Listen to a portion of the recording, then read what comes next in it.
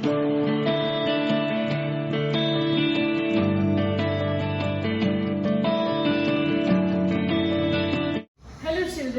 Back to the Edu world.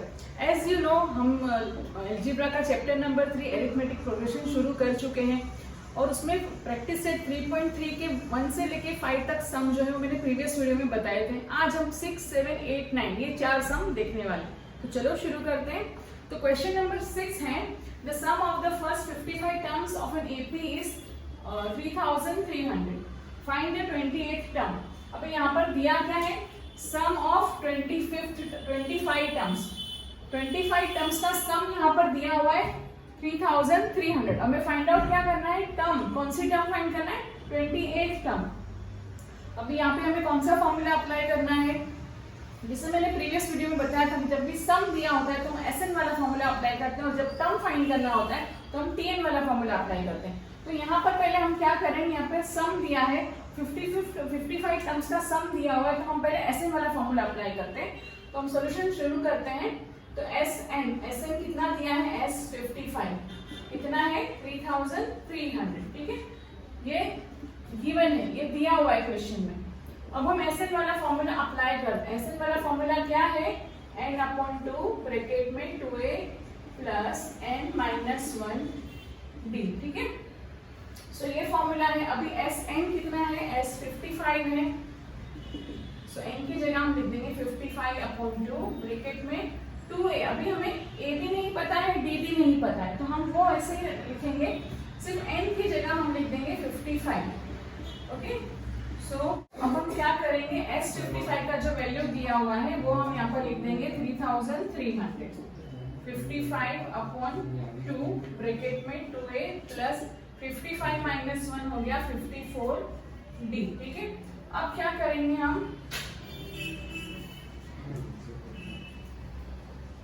55/2, इसमें से 2 common निकाल देंगे, ठीक है। 2 बाहर आ गया तो बचा क्या, a प्लस 27d। ये कैसे आया, a प्लस 27d, हमने 2 इसमें से जो 2 था ये हमने बाहर निकाल दिया, तो 2a में से 2 बाहर आ गया, बचा a। 54 डिवाइड बाय 2 करेंगे तो बचता है 27d। अब ये देखो 2 कैंसिल हो गया। अब ये जो 55 यहाँ पर है वो यहाँ आ जाएगा, 3300 को 55 से डिवाइड कर देंगे, सो हमें a प्लस 27d मिलेगा।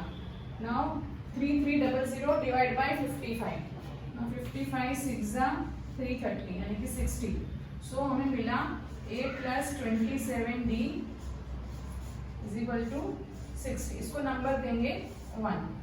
अभी इसमें आगे हम सॉल्व नहीं कर सकते क्योंकि हमें a और d पता नहीं है, तो हम इसको यहीं छोड़ेंगे। अब हम कौन सा फॉर्मूला अप्लाई करेंगे, हम tn वाला फॉर्मूला अप्लाई करेंगे। क्यों, क्योंकि यहाँ पर हमें 28th टर्म फाइंड करना है, तो यहाँ पर हम फॉर्मूला अप्लाई करते हैं tn is equal to a plus n-1 d। अभी n कौन सा है, t28, so a plus 28-1 d। अभी यहाँ पर देखो a प्लस 28-1 कितना हो गया, 27d। अभी यहाँ देखो a प्लस 27d और यहाँ पर भी a प्लस 27d। यहाँ पर a प्लस 27d का वैल्यू कितना है, 60 है, राइट। और यहाँ पर भी हमें a प्लस 27d मिला, तो हम डायरेक्टली यहाँ पर लिख सकते हैं, क्या लिख देंगे, यहाँ पर हम लिखेंगे a plus 27d is equal to 60। ये आया कहाँ से, फ्रॉम 1, तो इक्वेशन 1 था, वहां से हमने लिख दिया। और a प्लस 27d क्या है, t28 है, सो t28 इज इक्वल टू हमें मिल गया 60। तो ये हमारा फाइनल आंसर हो गया, ठीक है। तो ये समझ में आ गया आप लोगों को। तो अब हम क्वेश्चन नंबर 7 देखते हैं। यहाँ पर लिखा है, in an AP the sum of 3 consecutive terms is 27 and product is 504, find the terms। Now यहाँ पर बोला कि 3 consecutive terms।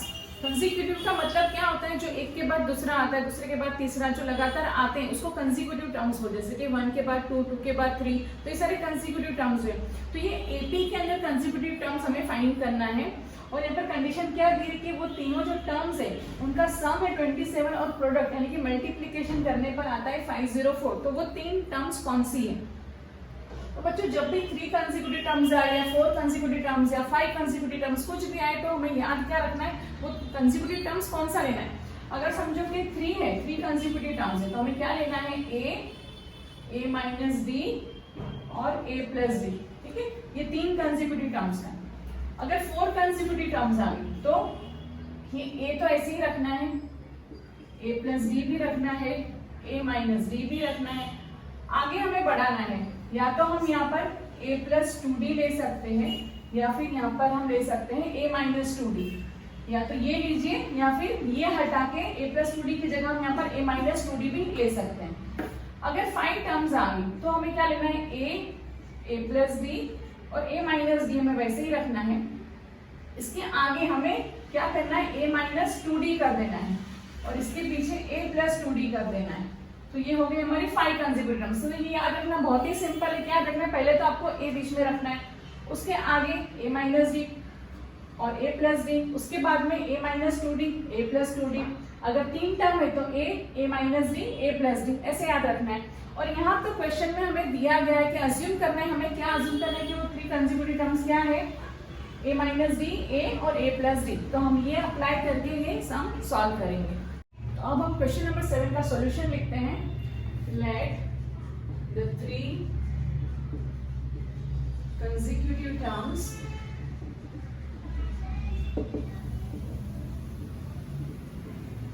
in an AP are a minus b, a and a plus b।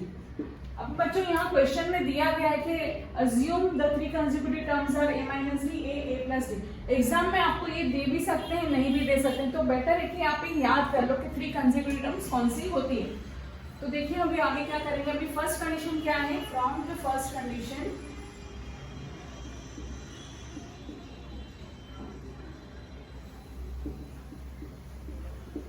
The sum of 3 consecutive terms is 27। Sum यानी कि plus करना है, तो हमें ये तीनों consecutive terms को प्लस कर देना है। तो a minus d plus a plus d is equal to 27। अभी यहाँ देखो सॉल्व करेंगे इसको, a minus d plus a plus d. अभी यहाँ पर क्या हो जाएगा, plus d minus d cancel हो जाएगा, बचा क्या, a plus a 3a is equal to 27। अभी 3 यहाँ मल्टीप्लाई इधर आएगा तो क्या हो जाएगा, डिवाइड।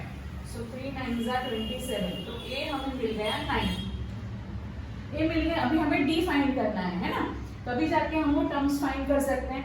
तो d फाइंड करने के लिए हम क्या करेंगे, सेकेंड कंडीशन अप्लाई करेंगे। सो फ्रॉम सेकेंड कंडीशन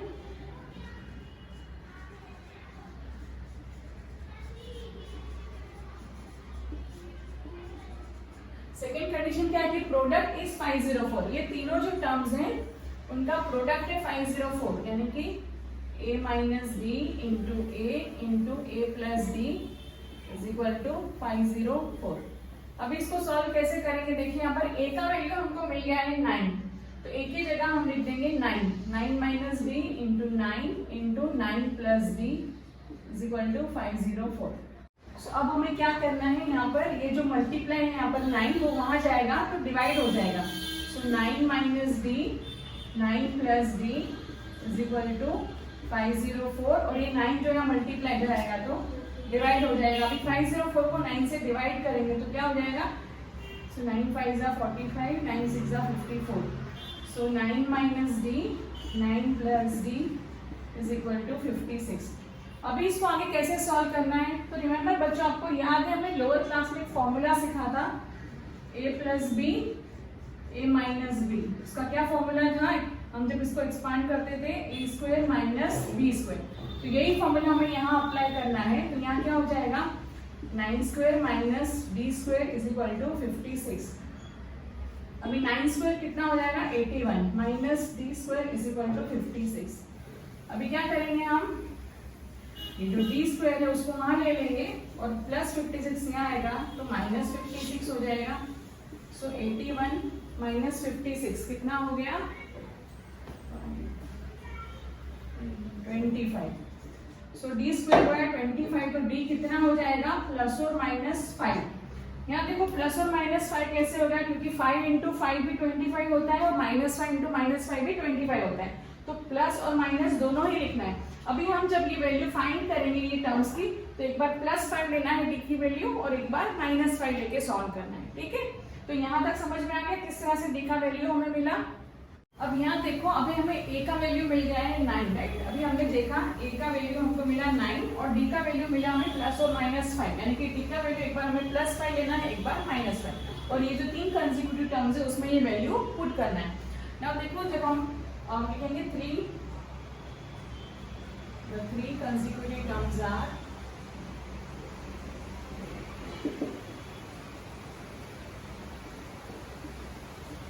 पहला है a माइनस डी। ए कितना है 9, माइनस पहले हम +5 लेंगे तो 9 - 5 कितना हो गया 4। फिर है a का वैल्यू है 9, फिर है a प्लस डी, सो 9 + 5 कितना हो गया 14।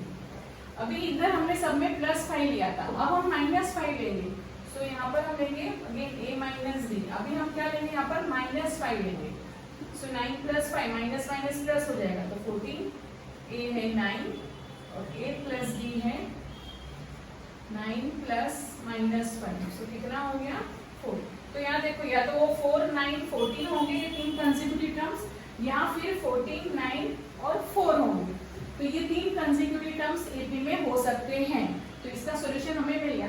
अभी यहाँ पर आपके मन में क्वेश्चन आएगा कि कंसेक्यूटिव टर्म्स बोला है तो एक के बाद दूसरा, दूसरे के बाद तीसरा, ऐसे आना चाहिए था, जबकि यहाँ पर तो हमें क्या मिला है 4, 9, 14 या फिर 14, 9, 4। तो बच्चों ये एपी के 3 कंसेक्यूटिव टर्म्स है। एपी में कंसेक्यूटिव टर्म्स कौन से होते हैं, जैसे हमने पहले देखा था कि हमें एग्जांपल दिया रहता था, जैसे कि अगर 1 है, फिर 3 है, फिर 5 है, फिर 7 है, तो ये कंसेक्यूटिव टर्म्स एपी के हैं, ठीक है, ये नेचुरल नंबर्स नहीं है। तो ये हमारे आंसर आप इस तरह से आएंगे। इस तरह आपको समझ में आ गया।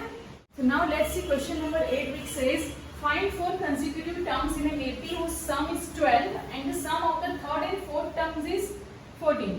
अभी यहाँ पर हमें 4 consecutive terms लेना है। तो 4 consecutive terms कौन सी ले सकते हैं, मैंने आपको बताया था, और यहाँ पर क्वेश्चन में कहा भी गया है कि हमें अज्यूम करना है वो कौन सी 4 टर्म लेना है हमें। सो हम यहाँ पे लिखेंगे late the 4 consecutive terms in an AP कौन सी लेना है, अभी मैंने आपको बताया था a, उसके पहले a माइनस डी, उसके बाद a प्लस डी, और फिर लेना है a प्लस 2d। ये 4 टर्म्स हमें क्वेश्चन में भी दिया है, और अगर नहीं दिया है अज्यूम करने का तो हम ये 4 टर्म्स ले सकते हैं। तो अब क्या बोला है कि इसका find 4 consecutive terms in an AP whose sum is 12। तो अभी चारों का सम यानी कि प्लस करने पर कितना आता है 12। सो हम यहाँ पर लिखेंगे from the first condition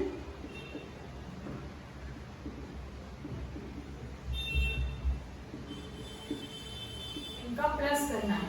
so a minus d plus a plus a plus d plus a plus 2d is equal to 12। अभी यहाँ पर क्या हो जाएगा, देखो minus d plus d cancel, तो कितना हो गया a plus a plus a plus a 4a plus 2d is equal to 12। अभी यहाँ को हमें शॉर्ट कर देते हैं, तो ये सब जो टर्म्स हैं ये 2 से डिवाइड होती है, तो हम यहाँ लिखेंगे डिवाइडिंग बाय 2, कितना हो जाएगा, यहाँ पर हो जाएगा 2a plus d is equal to 6। इसको हम देंगे इक्वेशन नंबर 1। अब हम देखते हैं सेकेंड कंडीशन क्या है। Now from the second condition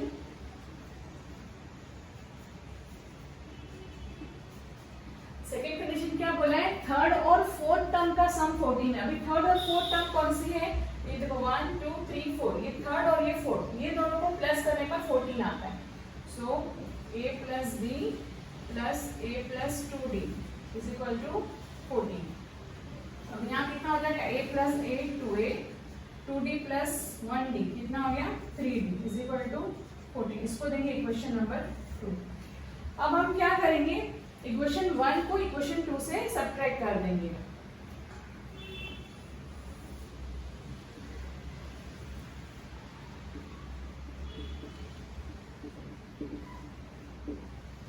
equation 1 from 2, सो 2 है 2a plus 3d is equal to 14 और 1 है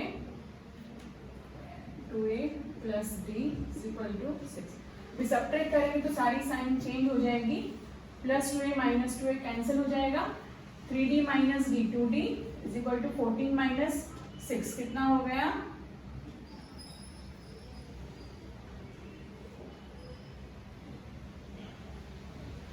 तो 14 माइनस 6 हो गया 8। सो d इज इक्वल टू ये 2 मल्टीप्लाई यहाँ आएगा तो डिवाइड हो जाएगा, 2 4 जा 8, तो d का वैल्यू हमको मिल गया 4। अभी d का वैल्यू हमें मिल गया है, अभी हम क्या करेंगे, इसको d का वैल्यू इक्वेशन 1 में डालेंगे। तो substituting d is equal to 4 in equation 1। So equation 1 क्या था, 2a plus d is equal to 6। So 2a plus d का वैल्यू है 4। So 2a is equal to plus 4 वहां जाएगा तो minus 4। So 2a is equal to 6 minus 4 2। So a is equal to 2, ये 2 यहाँ multiply करेगा तो डिवाइड, 2 1 जा 2। सो a का वैल्यू मिल गया 1। अभी यहाँ देखो d का वैल्यू भी मिल गया हमें, a का वैल्यू भी मिल गया। अब हमें क्या करना है, ये जो 4 टर्म्स है उसके अंदर ये वैल्यू सब्स्टिट्यूट कर देना है a और d की, तो हमें वो चारों टर्म्स जो है वो मिल जाएगी। सो अब हम a और d का वैल्यू जो है वो चारों टर्म्स में डाल देते हैं। सो यहाँ लिखेंगे taking a is equal to 1 and d is equal to 4। वो तीनों कंसेक्यूटिव टर्म्स क्या हो जाएगी, पहली क्या थी a minus d, so a है 1 minus d 4 is equal to minus 3। उसके बाद था a कितना है 1, उसके बाद था a plus D, so a है 1 प्लस d है 4 तो क्या 5, और a minus a plus 2d, so 1 plus 2 into 4, 1 plus 8 हो गया 9। तो ये हमें 4 टर्म्स यहाँ पर मिल गए। सो अब हम यहाँ फाइनल आंसर लिख देते हैं। The 4 consecutive terms are, the 4 consecutive terms are